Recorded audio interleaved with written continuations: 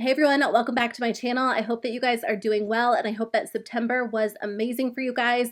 It is October, which is so weird, but now it really officially feels like fall, so I hope that you guys are having a great start to your season. Today I wanted to sit down and share all of the products I loved and the products that didn't work for me throughout the month of September. I actually did a lot of get ready with me's, a lot of testing new makeup videos, so if you want to see these products in action, I'll link any related videos in the description box below, but I have a lot of things to talk about, so I won't make this intro too long. Let's kick it off with eyeshadow palettes. So let me start with my favorite eyeshadow palette, or just really my favorite product in general from the month. That would have to be the new Natasha Denona Retro palette. This is such a gorgeous palette. I know a lot of you guys decided to pick this up as well, so I would love to hear your thoughts if you've had the chance to use it. I did do a full review with 2 looks. If you want to check it out, I'll link it below. And then I also did a video where I used this palette and the Natasha Denona Glam palette together. I love pink eyeshadow. It's always just been one of my favorite things to wear. And this palette is so perfect if you are into cooler toned pinks. You can do something a little bit lighter and softer, or something a little bit more dramatic. Whenever I wear this palette, which I haven't had it for very long, but whenever I do,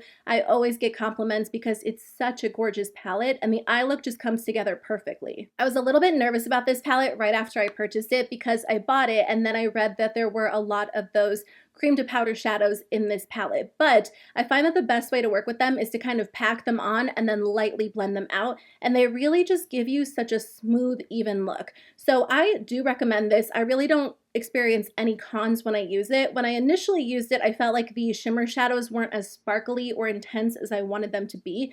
But I do find that now that I've kind of worked through that top layer, they are a little bit more intense. You can also wet your brush, and then a lot of you guys gave me the tip to use like a good glitter glue with them. So that's an option as well, but I just have so much fun using this. It really has just been a staple for me this month. So I think it will definitely be a fall and winter essential, and if you're on the fence about it, I think it's a gorgeous option. The Sephora VIB sale is probably right around the corner, so that might be a good chance to grab it for a discounted price. I wanted to share the lip color that I've been reaching for a lot when I use this palette. I don't know about you guys, but sometimes when I get a new palette, I can't figure out which blush to pair with it, which lip color to pair with it. So my go-to lip when I use this palette has been the Bite Beauty Power Move Creamy Matte Lip Crayon in the shade Cava. I love this formula because it's very rich, really pigmented, and it stays in place well throughout the day. So this color is perfect because it's kind of like a cooler toned, almost like grayed out pinky purple. And I've always loved this shade because it's unique. I don't own anything like this in my entire collection,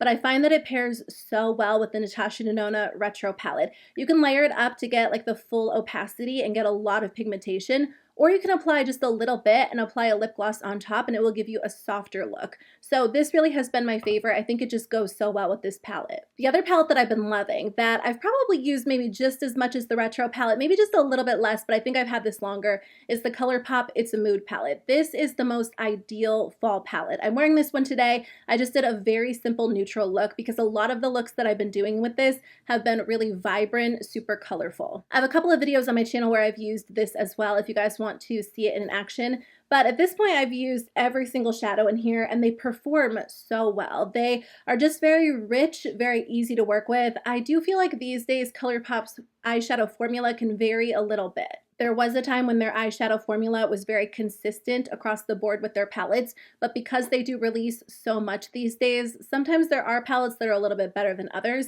and this one performs really, really well. It's very easy to work with. I like this palette because even though it's large, it's not over the top. It's very thin, so it doesn't take up a lot of space, and it's not so big that it's uncomfortable to hold as you're doing your makeup. I do think for a large palette, it's very compact. There's not a lot of wasted space within this palette. I also don't feel like there are a ton of repeat shades. They do have these larger palettes in neutral versions. I have a neutral one. The name is escaping me right now, but I did feel like a lot of the shadows were repeat shadows. Within this one, I mean, you get a lot of colorful shades, a lot of neutrals, but it doesn't feel like there are repetitive shades over and over. Maybe 1 or 2, but for the most part, you're getting a pretty unique variety. There are a lot of comparisons floating around on Instagram, so if you have the So Jaded palette or the Raw Beauty Christie palette, you probably have shades very similar to this, and you might not need it, but if you missed out on those because they were limited edition palettes, you can replicate those with this one. And they might not be spot on dupes, but you get a very, very similar vibe overall. But I think they did such a good job with this one. This one really is just like my most ideal fall palette because you get everything you need within one palette. And I think it has to be one of their best releases, at least in a long time. So I wanted to come back and share my final thoughts on the Urban Decay Naked Cyber palette. I did do a video, but it was a complete first impression because I was going out of town with my family. We went to the beach and I knew I wouldn't have time to film 3 looks, 1 palette. So I decided to try it out on camera for the first time. And I felt like I was able to test out a good amount of the palette, but I've had the chance to use this even more. So I wanted to come back and let you guys know what I think of it now that I've had the chance to use it with other palettes and on its own a little bit more. So overall, I think this is a really interesting concept and idea for Urban Decay. It kind of reminds me of old school Urban Decay and maybe something we would have seen from them like 5 or 7 years ago. I know that it is part of the Naked line, and whether or not this palette kind of fits into the Naked line theme is up for debate. People feel very strongly either way, but the actual idea makes sense. I just think they could have done a better job developing it. And there are some major cons to this palette. First of all, I don't think that it is worth the $49 price tag. It is an expensive palette. The nice part is that Urban Decay's palettes do tend to go on sale fairly often, and I'm sure we will see this one for a discounted price over the next few months. So if they do mark it down, it might be worth grabbing at that discounted price. You might even want to grab it for the $49 price tag, but for me, if I was to lose this, I would not repurchase it for $49. A lot of these shadows lack pigment. I tried to create like an everyday look using these, and it just didn't really show up very well. A lot of these shadows, pretty much all of them, look so much better with like a deep dark base underneath, whether you're using another shadow like from the ColourPop It's a Mood palette or a cream shadow or an eyeliner. So if you're using it that way, again, you're going to have such a better experience using this because they're definitely meant to be topper shadows. But I will say that there are a lot of inconsistencies within this palette. Some of the shadows are very smooth and creamy, some feel a little bit more dry and almost gritty, and I just find that for $49 I would expect better quality. I would also expect just a little bit more variation within the palette. So overall, I think that this palette can be fun. It's something that I will definitely reach for on occasion, but it doesn't feel like a must-have for me. And that's coming from someone who does like the Naked line. In general, I give most of the Urban Decay Naked palettes pretty good reviews, but I just don't find this one to be a must-have for me personally. You could have a totally different opinion, which is totally okay. And if you guys love this or you hate it, I would love to hear your thoughts in the comments because I think at this point, some of you guys might have already gotten it in the mail and had the chance to test it out. I think it's fun, and if you can get it for, 50% off at some point over the next few months, it might be worth trying, but the $49 price tag just seems so high for what you get. Okay, enough about eyeshadow palettes. Let's talk about some face products. So I think either during the month of September or possibly August, I can't remember, I tried the e.l.f. Jelly Pop Primer. I know that I'm late to the game, but this has become my go-to primer. It locks your makeup into place so well. Throughout the year, I've been testing out a lot of these gripping primers, and there are so many good options from drugstore and affordable brands, but I think that this one is my new favorite. It just works so well, and my makeup stays in place all day long when I use this. It does have a little bit of a tacky base, but it also feels really hydrating on the skin, and my hesitation with these primers is that my foundation is going to look a little bit patchy or uneven when I use them. That's just not the case with this one. My foundation goes on really nicely and it locks it into place so well. So if you have trouble with your foundation wearing off, this is such a great option. You don't even have to use it all over your face. If your foundation tends to wear off on your nose or on your chin, just try applying a little bit of this and it will make a big difference. So I randomly picked up the Anastasia Beverly Hills Magic Touch Concealer and I'm so glad that I did. I was at Ulta Beauty looking for something else and then I just stumbled across the display and I was like, I think I'll try that out. This works so well. It just looks so smooth on the skin. Now I will say it does crease pretty quickly, but all concealers crease on me. I have under eye wrinkles, so inevitably they are going to crease. I just make sure to set it with a powder pretty soon after applying it, and after that I'm good to go. It just looks even on the skin. It kind of glides over any texture, and I just think it looks really nice. It almost gives your skin like a slightly blurred effect. I won't say that it's as long lasting as a few other concealers that I've tried, but for everyday wear, it's such a nice option because it blends out in seconds and it does look so good on the skin. Like I said, I just have to set mine because I do have a lot of under eye wrinkles and I have a wrinkle right between my brows and I usually do apply concealer there as well. And I notice that it's a little bit more prominent at the end of the day than it is when I use other concealers, but I almost don't mind because this looks so skin-like and it looks good. It really does. So if you've been thinking about trying this one, I think you'll like it. If you're looking for a true long-wearing concealer, like a 16-hour wear concealer, you might not like this as much, but it's such a nice everyday option. I told you guys last month that I found the most amazing press-on nails. It's been years since I've really tried press-on nails because I had tried them in the past and they always popped off after just like 1 or 2 days. And I wasn't sure if I was doing something wrong or if, you know, my nails just weren't meant for press-on nails.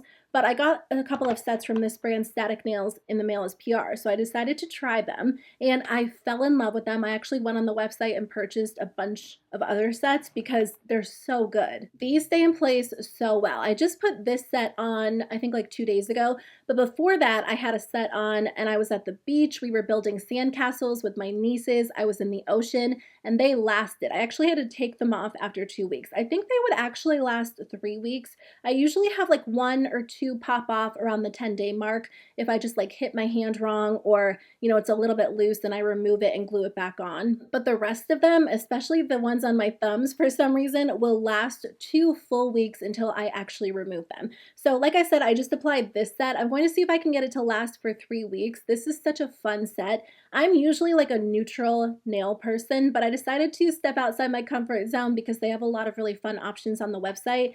I don't think I said, these are by the brand Static Nails. This style is called Doe, so if you're looking for a fun option, you might like these. They're really pretty, they're really shiny, and I don't know, they're just kind of different. So I thought it would be fun to try something different. If you like neutrals like me, I'm usually a neutral nail person. I love Fetish. This is like the perfect lighter nude. They also have deeper nudes. They have one called Milky Pink, which I really like too. So I just purchased mine in the round style. I did purchase like a shorter square style, but I actually gave them to my mom because I was like, you have to try these. These work so well. She's been doing her nails at home as well over like the past 2 years. So I wanted her to try them because I just love them. They last so well for me. So again, if you're looking for some good press-on nails, try these. I just wanted to give you an update because now I've been using them for a little over 2 months and they're so good. I really have found like my ideal nail brand. Okay, back to the makeup. This month I tried the Persona Cosmetics Swipe Up Brow Gel and this is so good. I never thought that I would find a brow gel that I love as much as the e.l.f. Wow Brow, and I still love that one. That one is probably still my #1. It's $4. You really can't beat it, but this is different. The formulas are not the same, so I feel like I use them for different reasons. The e.l.f. Wow Brow is very light, very fluffy. It has fibers in it, so it just kind of gives your brows like a flexible hold. They're not locked into place, and it doesn't have a ton of pigment, but it does make a difference when you apply it. It looks like you filled your brows in. This one definitely has more of a strong hold and it has more pigment, so it's going to give your brows definitely like a good filled in look, but it's also going to lock them into place. And in the past, I wasn't a big fan of brow gels that locked my brows into place because I always felt like they looked hairsprayed on. But there's something about this one that just looks so good. When I comb my brows into place, they don't move, and it deposits such a good amount of color that I don't have to go in and, you know, redefine them with a brow pencil or a brow pen if I don't want to. Sometimes I will, sometimes I won't,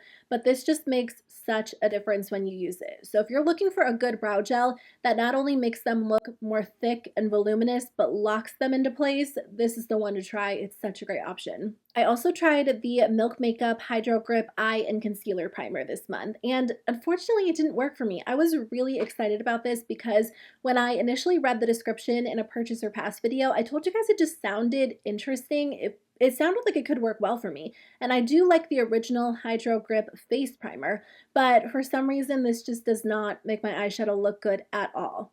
I can take my favorite eyeshadow palette that looks amazing and smooth and even every single time I use it, and then pair it with this primer, and it will turn into a patchy mess. When you initially apply this, it feels really smooth, and it feels like eyeshadow is just going to glide on really evenly, which is interesting because the original Hydro Grip Primer has a little bit of a tacky base.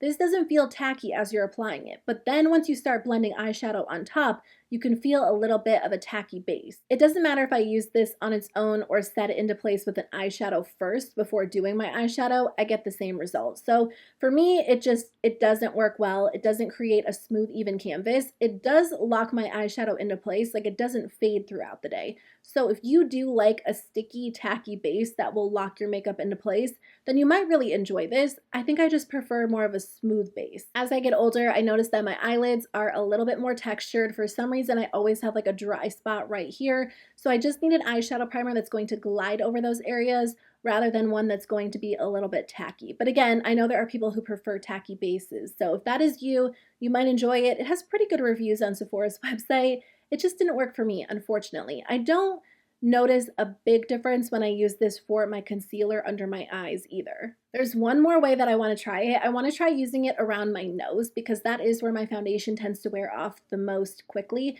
So I want to see if it makes a big difference around that area, and I'll come back and keep you guys posted, but I just wanted to share my thoughts on it as an eyeshadow base or a concealer primer.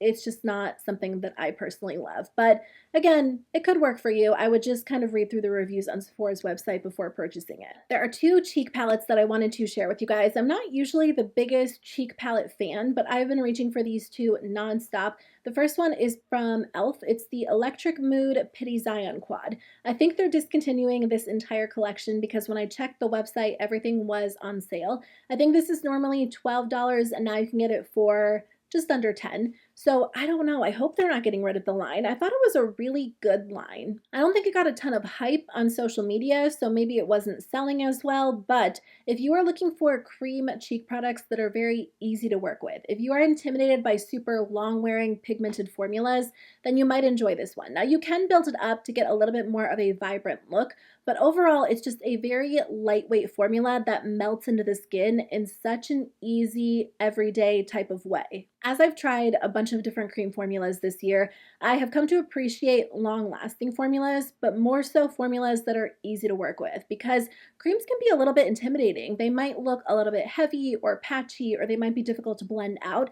And if that's the case, I'd rather just reach for a powder. But this one is the perfect beginner quad if you have trouble with cream products or you're looking for something a little bit softer and more natural. It's really easy to work with. So this has been my #1 cream product favorite. The other palette that I've been loving is this one. It is the Elaluz Cali Queen Face Palette. This formula is so nice. I especially love the shimmery blush and the highlighter in here because they just melt into the skin in such a perfect way. You could even use this as a highlighter too, and this is an interesting texture, the bronzer, because it's very soft, very blendable, but I also think if you have a deeper skin tone, you could use this as a face powder because it does have more of a matte finish. These powders are so good. They don't look heavy on the skin at all. I remember I applied these on camera for the first time and I was like, those look good, but then I did a check-in in natural light and they just look amazing in natural light. They're the type of makeup product that look good as you're applying them, but then as you wear them throughout the day, they just melt into your skin in a really natural, beautiful way. So I am really impressed by the quality. I brought this with me when we went to the beach and it was perfect. I just threw it in my makeup bag and I even used the shades on my eyes too, and it was just like such a quick and easy option. So this has been my favorite as well. The last makeup product I wanted to mention is the Profusion Juicy Lip Tint. I know that I won't shut up about these. They're so good, but I recently got the orange one. I think this one is called Curious Coral, and this is my favorite out of the three. They have a pink one, like a purple toned berry one, and then this one. And I didn't think they made such a difference, and truthfully they're very, very sheer, so you're not going to see a big difference between them. But this one has like the perfect